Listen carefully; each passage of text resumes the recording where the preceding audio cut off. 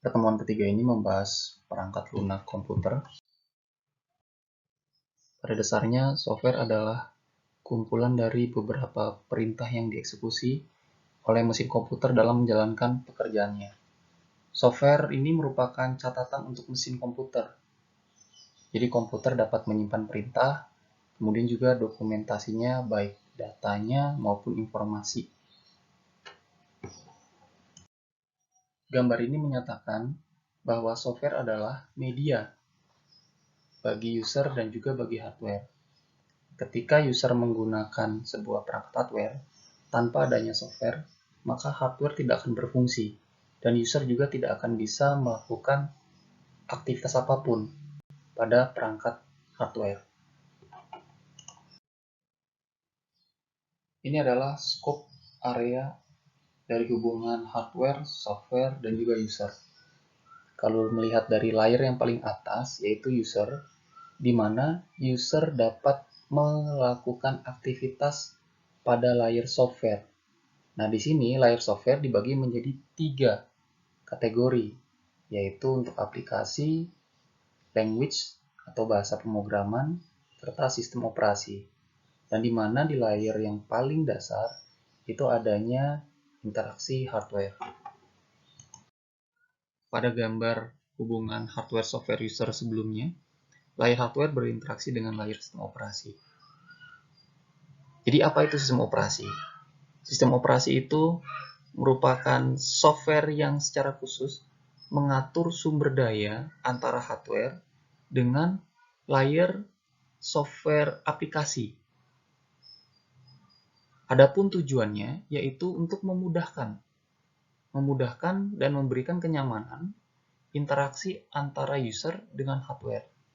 Tanpa adanya sistem operasi, maka user nanti tidak akan bisa menjalankan set-set dari instruksi kepada hardware.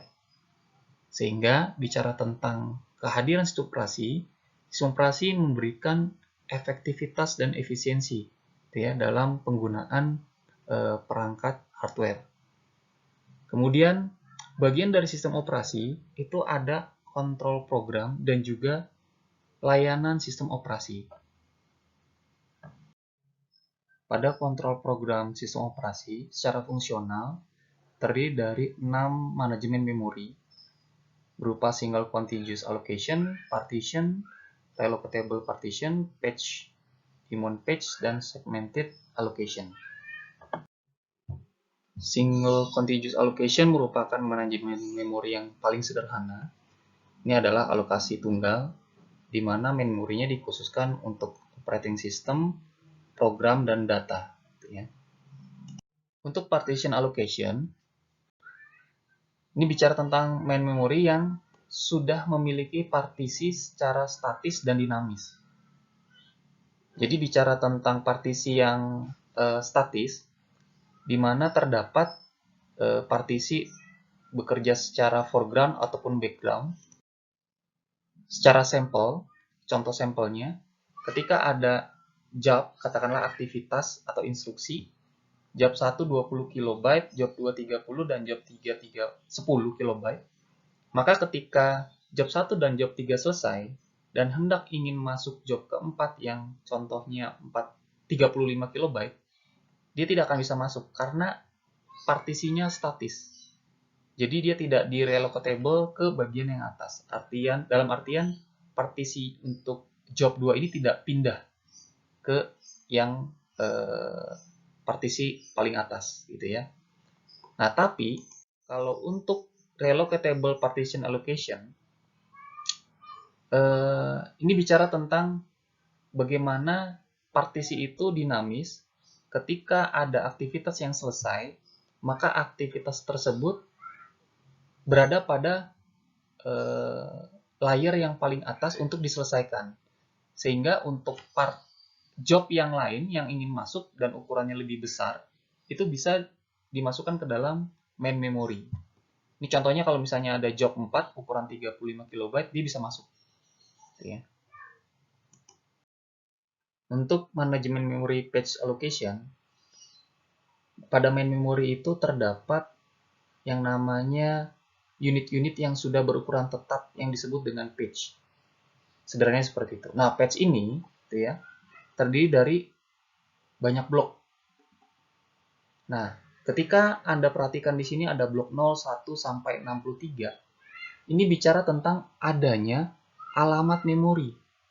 Jadi ketika ada instruksi aktivitas atau job, kita sebut saja begitu, di mana alamat dari aktivitas itu menggunakan alamat program misalnya 0 sampai 1023. Kemudian dari alamat program itu dia mendapatkan deklarasi untuk alamat memorinya 1024 sampai 2047. Maka setidaknya alamat program tersebut akan menentukan ada di blok mana, berangkat dari alamat memori. Kita ambil contoh. Ini terdapat job 1. Job 1 itu berangkat dari alamat program tertentu, di mana dia mengalokasikan alamat memori tertentu, dan kalau di sini kita lihat alamat memori tertentu itu dimasukkan pada blok 2, blok 3, blok 6, dan juga blok 7. Kemudian masuk job 2 dengan alamat program yang udah di-set, kemudian mendeklarasikan alamat memori apa, secara nggak langsung dia akan ditujukan pada blok 1, 4, 5, 8. Dan job 2 ini akan mengisi blok yang kosong tadi. Oke, ya. Untuk di main page allocation, manajemen memori ini melihat adanya pertimbangan, bicara tentang adanya requirement atau syarat tertentu gitu ya, untuk bisa mengisi memory block. Ini contohnya, ketika misalnya ada halaman 0 sampai 5 yang sudah dideklarasikan dalam tabel, dia statusnya ya, misalnya Y, di mana ada beberapa pertimbangan dibicara tentang misalnya requirement tertentu, 15, jarang, dan 8 kali, maka memory block ini akan memberikan ranking, urutan, gitu ya. Sehingga yang pertimbangannya lebih besar, itu mengisi memory block yang paling pertama. Demikian seterusnya. Untuk segmented allocation pada manajemen memori, ini merupakan manajemen memori yang unik ya. Karena manajemen memori ini satu-satunya teknik manajemen memori yang tidak menyediakan ruang alamat secara khusus.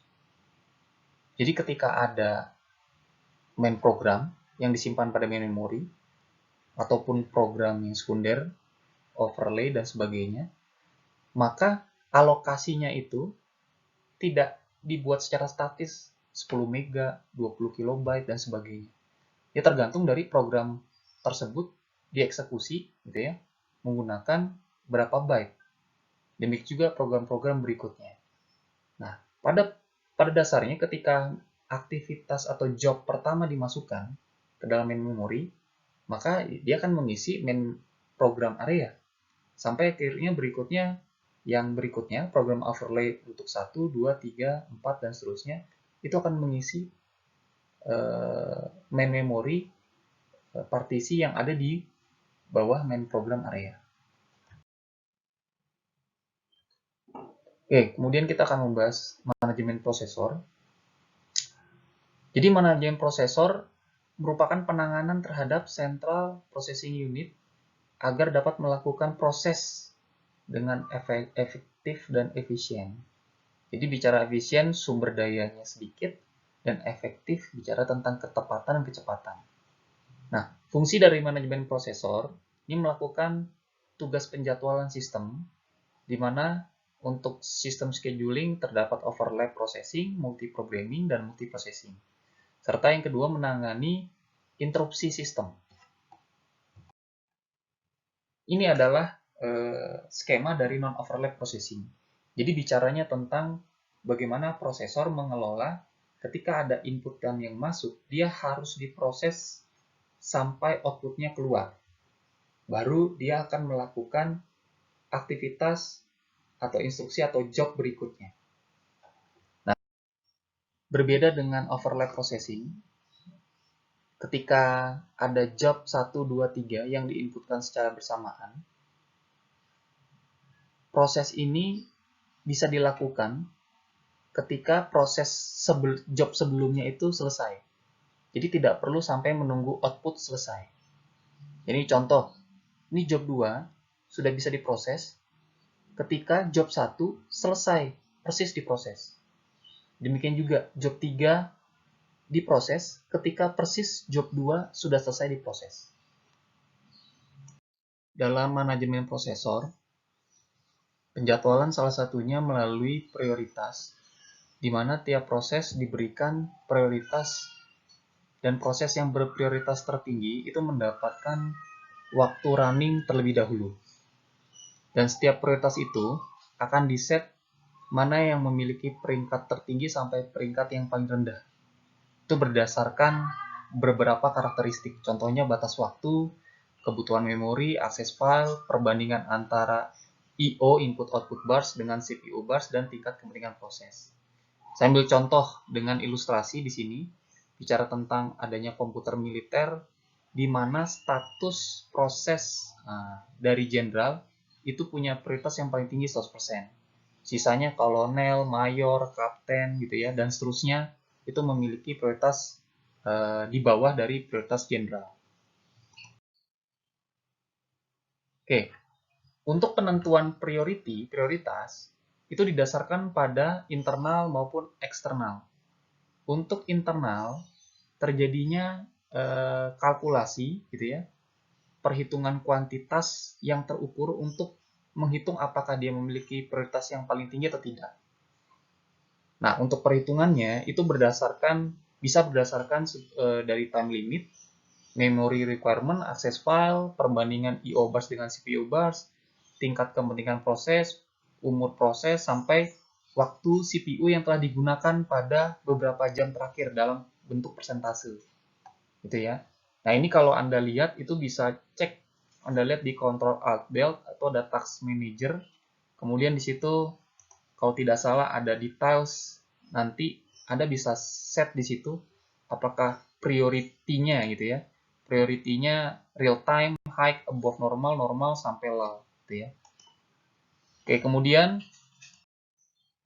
bicara tentang prioritas eksternal, ini bicara tentang adanya requirement yang bersifat eksternal atau dalam artian di luar dari penggunaan sistem operasi, manajemen prosesor gitu ya. Contohnya kepentingan dari proses, jenis dan jumlah biaya yang dikeluarkan dalam penggunaan komputer, departemen yang mensponsori kerja, entah itu ada pengaruhnya dengan politik, ada juga biaya terhadap user serta tingkat kepentingan user. Itu contoh. Jadi ini di luar dari penggunaan komputer secara utuh, gitu ya. Kemudian adanya istilah multiprogramming dan multiprocessing.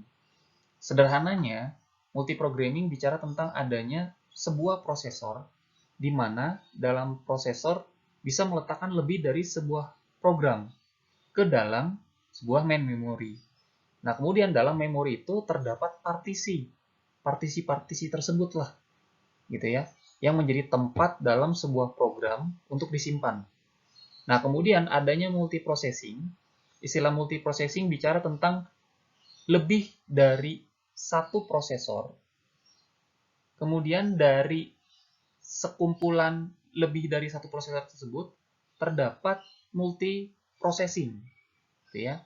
Adanya beberapa set-set instruksi yang nanti akan dieksekusi pada satu satuan waktu secara bersamaan. Nah, kemudian juga ada istilah device management. Ini bicara tentang penanganan yang dilakukan sistem operasi terhadap pemakaian peralatan input-output agar dapat digunakan bagi program yang membutuhkan penggunaan peralatan input-output. Nah, umumnya masalah yang terjadi adalah karena kecepatan dari peralatan input-output tidak secepat CPU. Itu ada gap. Nah, ketika ada gap tersebut, terjadi ketimpangan dalam memberikan akses bit-bit biner-biner yang menyatakan instruksi dari peralatan input-output ke CPU. Nah, sehingga penting sekali supaya tidak terjadi malfunction, data tersebut yang dari I/O itu disimpan temporary pada main memory untuk selanjutnya diteruskan kepada CPU nantinya. Ini adalah kontrol program fungsional sistem operasi. di mana secara khusus menangani manajemen informasi. Jadi sistem operasi menangani dua informasi. Dalam hal ini dibagi menjadi program dan data. Nah, program dan data ini harus di-record, gitu ya. Atribut recordnya itu berupa nama filenya, tipenya apa, sampai posisi track atau sektornya, ukuran file, tanggal, waktu, dan sebagainya. Berikutnya adalah layanan sistem operasi yang merupakan bagian dari sistem operasi. Ini merupakan fasilitas sejumlah program yang secara khusus dirancang untuk menyederhanakan proses operasi dari sebuah program aplikasi yang dibuat oleh user. Biasanya disebut sebagai OS service atau OS utility. Nah, terdapat empat layanan sistem operasi, yaitu text editor. Di sini merupakan suatu program yang disediakan untuk menuliskan format teks, gitu ya. Nah, bisa diisikan menjadi baris-baris program. Dan kemudian ada linkage editor. Nah, sederhananya linkage editor ini suatu program yang digunakan untuk mengkonversi objek program dan diterjemahkan ke dalam bahasa mesin agar bisa dibuatkan executable programnya. Nah, kemudian juga ada debugger. Debugger ini sebuah program yang disediakan oleh sistem operasi untuk melacak dan memberikan koreksi kesalahan program yang sudah berbentuk bahasa mesin. Serta yang terakhir, command merupakan fasilitas sistem operasi untuk menjalankan fasilitas-fasilitas lainnya dengan suatu perintah langsung. Pada gambar slide sebelumnya, hubungan hardware-software user, setelah layer hardware terdapat layer sistem operasi, dan berikut di atasnya ada layer language software. Nah, pada dasarnya, bahasa pemrograman merupakan program yang digunakan untuk menerjemahkan set instruksi yang dituliskan dalam bahasa pemrograman tertentu ke dalam bahasa mesin supaya dapat dimengerti oleh komputer. Nah, instruksi-instruksi tersebut itu menggunakan bahasa pemrograman yang sudah lama sekali itu dibuat berdasarkan penemuan dari perangkat hardware.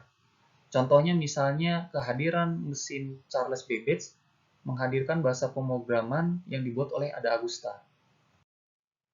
Nah, ini beberapa contoh perkembangan bahasa pemrograman yang versinya adalah tingkat tinggi, di mana bahasa pemrograman tersebut memiliki kecenderungan menggunakan bahasa-bahasa yang dapat dimengerti oleh manusia.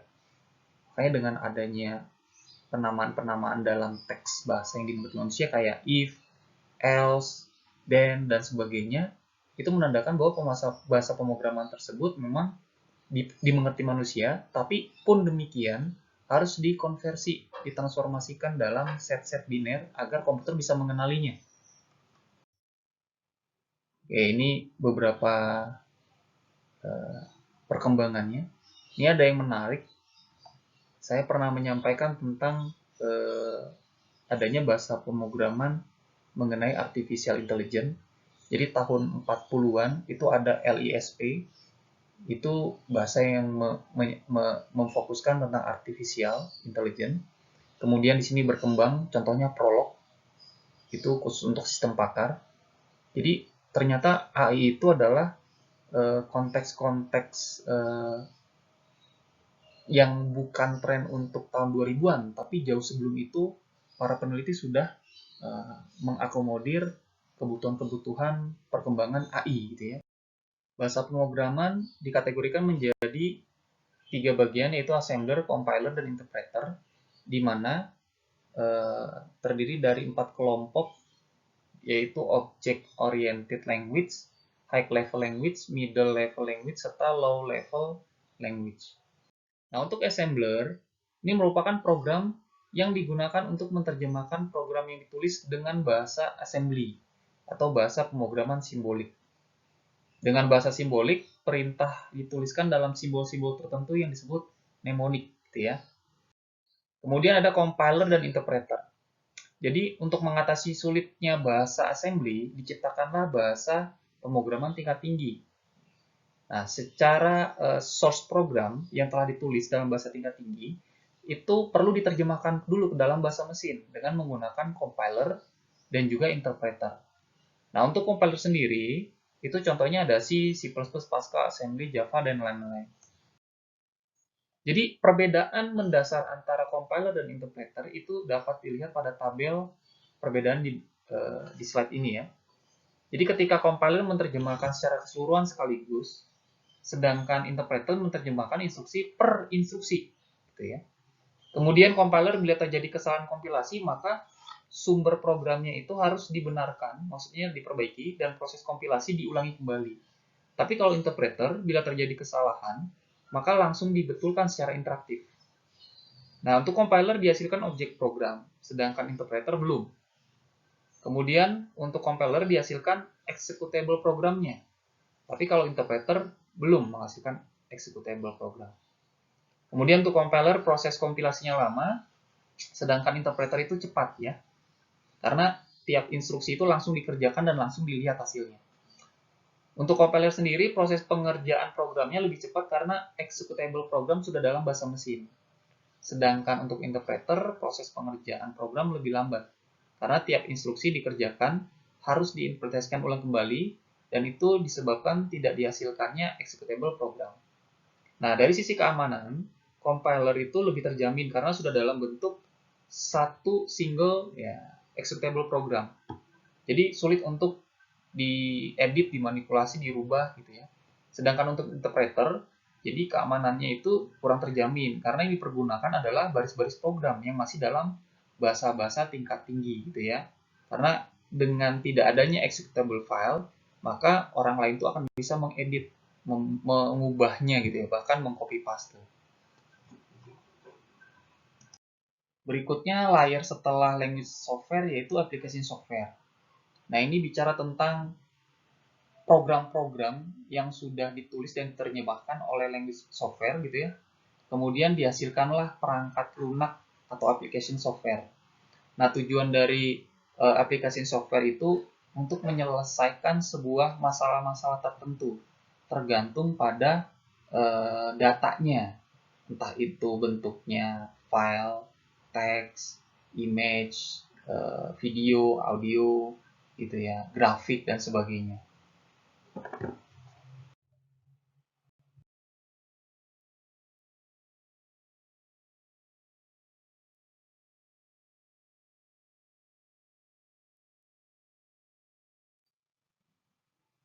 Gambar pada slide sebelumnya yang menyatakan hubungan hardware, software, dan user secara garis besar pada layar software di mana ada sistem operasi, language, dan juga application software itu dinyatakan dalam kategori perangkat lunak sistem pada bagian device driver, perangkat lunak sistem operasi, dan program utilitas.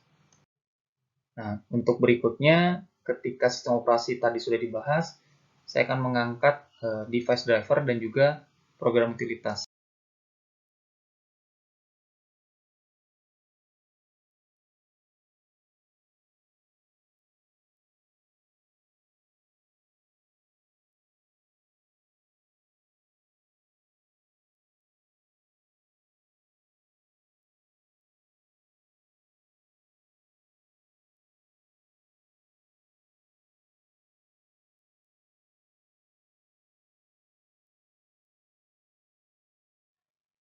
Device driver itu digunakan untuk menjalankan peripheral perangkat keras. Jadi adanya komunikasi antara CPU gitu ya dengan perangkat keras, entah itu perangkat keras input atau perangkat keras output. Kemudian untuk program utilitas sendiri ini terkait dengan kontrol dan sumber daya komputer yang bermanfaat untuk meningkatkan fungsionalitas dari perangkat komputer. Contohnya backup, kompresi file, recovery data, deteksi masalah perangkat keras, dan lain sebagainya.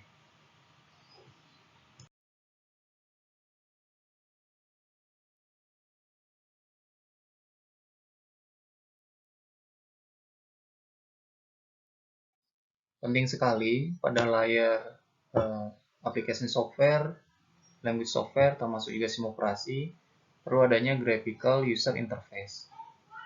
Hal ini bertujuan untuk memudahkan, lagi-lagi mengefisiensikan dan mengefektifkan aktivitas yang dilakukan oleh user pada perangkat hardware.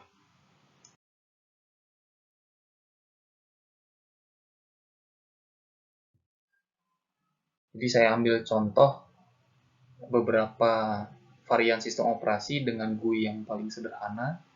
Contohnya misalnya dulu dikenal dengan adanya DOS, ya, MS-DOS. Kemudian berkembang menjadi Microsoft sampai ke versi yang Windows 10. Demikian juga untuk sistem operasi Macintosh, kemudian ada Linux dan juga Unix, gitu ya. Nah, kemudian sistem operasi dengan GUI yang saat ini berkembang pada perangkat mobile, ini Android dan juga iOS. Tapi sebelum itu, kita perlu mengenal juga ada beberapa sistem operasi seperti Symbian, Palm, BlackBerry, Migo, gitu ya. Nah, saat ini juga termasuk Windows juga, Windows Phone itu udah berkembang ya. Jadi yang sekarang sering digunakan ya kalau nggak Windows 10 untuk mobile juga, Android dan juga iOS.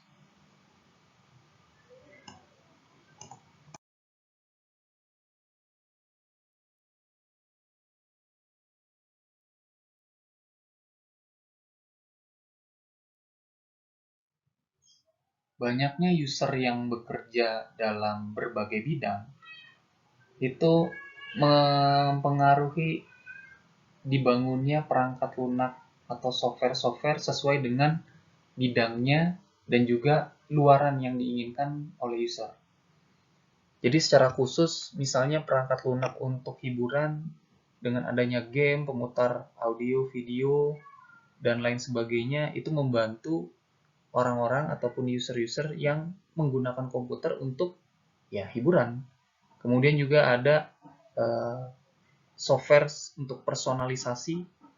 Ini bicara tentang custom untuk pribadi sesuai dengan biasanya hobi atau keinginan atau kemauan, gitu ya, dari user. Kemudian juga ada untuk edukasi, di bidang edukasi. Kemudian ada di bidang produktivitas, contohnya ada spreadsheet, pengolah kata, manajemen database, dan sebagainya.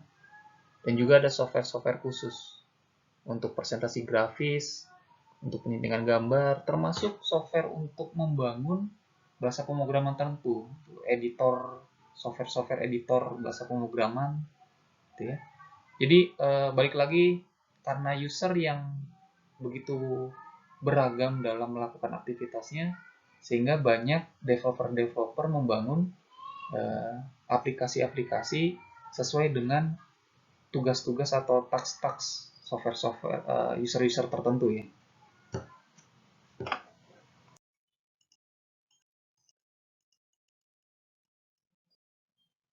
Oke, demikian untuk pertemuan saat ini. Terima kasih.